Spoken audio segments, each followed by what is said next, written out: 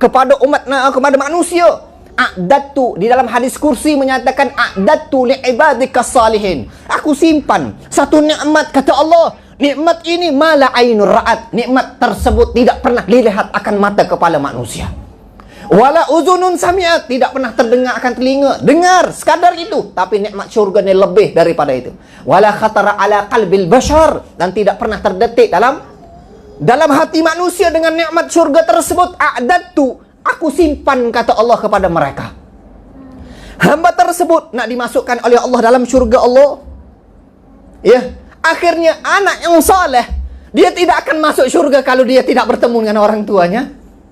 Anak yang saleh, dia tidak akan masuk syurga melainkan dia telah diizinkan oleh Allah. Kamu mempunyai syafaat, kamu mempunyai keistimewaan, tarik apa yang kamu mau. Seperti mana yahfazul Quran, orang yang hafal Quran. Anak-anak yang orang yang hafal Quran, mudah-mudahan mereka akan tarik orang tuanya dalam syurga Allah Subhanahu wa taala. Mereka tolong saudara-saudaranya, idakana, jikalau Quran ini ada fi sudur, di dalam hati mereka. Untung manusia yang mana anak mereka itu ada di tahfiz Al-Quran. Kita tidak rugi sesikit pun, tidak rugi. Kita akan dapat kebahagiaan apabila kita terjun dalam lubang kubur. Siapa yang akan menyelamatkan kita? Orang luar tidak mungkin, melainkan waladun salih yad'una ilaih. Anak tersebut didorongkan akan Allah Subhanahu wa taala al malaikat untuk masuk syurga.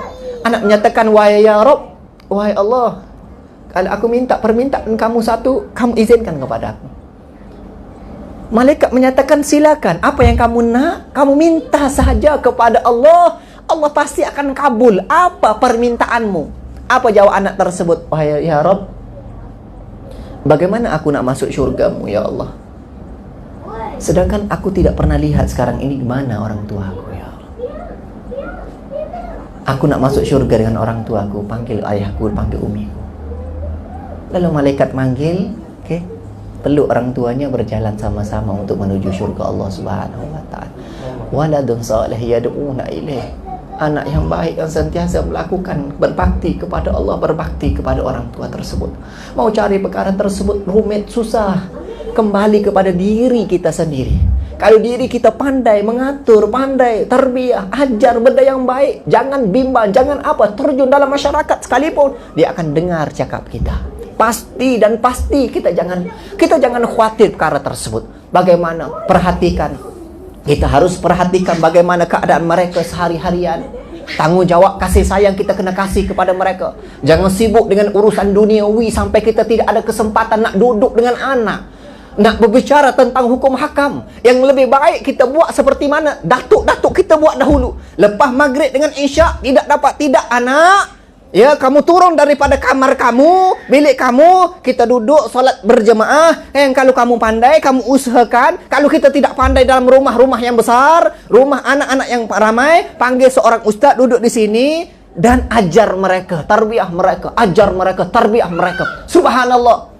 Kita ingat di zaman-zaman dahulu, ayah-ayah kita apabila tahu anaknya tidak solat, mereka cukup marah. Mereka cukup tak puas hati apabila anak mereka tidak solat. Berbeza dengan dunia sekarang. Dunia dianggap penting, akhirat dianggap remeh. Dunia, apa urusan dunia, mereka sanggup. Sanggup, tapi urusan akhirat mereka tidak ada keupayaan. Sampai duduk di dalam satu rumah, ya, sampai mereka itu tidak solat. Mata kita melihat perkara tersebut, telinga kita mendengar, semua kita lihat. Satu hari nanti, yang mana kita akan ditanya, wa yakhtimu ala afwahihim wa tukallimuna aydihim wa tashhadu arjuluhum. Akan ditanya, akan dikunci, dan ini akan jadi saksi. Tangan akan jadi saksi, tangan akan berbicara, kaki akan jadi saksi. Semua akan ditanya satu persatu di depan Allah Subhanahu wa taala tentang anak. Bagaimana seorang yang mendapat anak yang soleh, keuntungan yang luar biasa. Diceritakan di dalam hadis dalam kitab Riyadhus Shalihin bahwasanya seorang ini yadkhulu fi quburha, masuk di dalam kubur dengan membawa dosa sebesar gunung. Ya, sepatutnya kita ini memikirkan, orang yang mempunyai akhlak akan memikirkan, ya Allah, dulu orang tuaku dalam keadaan miskin, dulu orang tua kami dalam keadaan miskin, ya Allah, mereka tidak ada kesempatan untuk ibadah kepadamu, wahai Allah. Kita tanya orang-orang tua yang susah, mereka dulu tidak ada kesempatan untuk bangun malam, solat tahajud, sujud kepada Allah. Mereka tidak ada kesempatan. Kerana apa? Setengah harinya daripada paginya cari kerja nak mendapatkan harta, duit untuk kasih makan nafkah kepada anak-anak kita. Sampai tertinggal benda yang wajib. Sepatutnya anak yang berfikiran waras, memikirkan ya Allah dan berdoa kepada Allah, ya Allah kamu ampun dosa orang tuaku, ya Allah dosa orang tuaku. Dia tidak ada kesempatan, hatta benda yang wajib kadang-kadang tertinggal untuk mencari nafkah kepada kami. Wahai Allah, kenapa anak tidak seperti itu? Kenapa anak tidak seperti itu? Kadang-kadang orang tua kita, kita lihat orang tua kita, kadang-kadang benda yang wajib mereka tertinggal. Kerana apa? Mereka hidup susah, cari harta, cari duit. Sepatutnya akal yang sihat bagi seorang anak memikirkan perkara tersebut. Tonjol kesolehannya,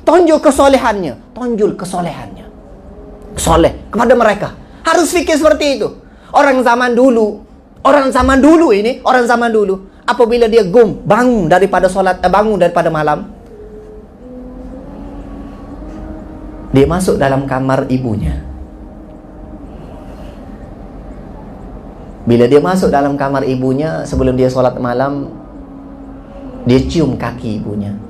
Dia kata, ya Rabb, hadhihi jannatu Rabbi. Wahai Allah, ini syurga dunia bagiku, wahai Allah. Jangan pintasku untuk menuju syurga. Cium kaki ibunya, cium dahi orang tuanya. Hadhihi jannatu Rabbi, ini syurga bagiku. Orang zaman dulu seperti itu, akhlaknya seperti itu. Mumpung kita mempunyai orang tua, coba kita lihat, berbakti kepada orang tua fi hayati au ba'dal mamat. Berbakti kasih sayang kita kepada orang tua ketika orang tua kita masih hidup atau sudah meninggal dunia. Orang tua kita masih hidup, kita lihat di depan mata kita, hadhihi jannatu Rabbi, ini syurga bagiku ya Allah.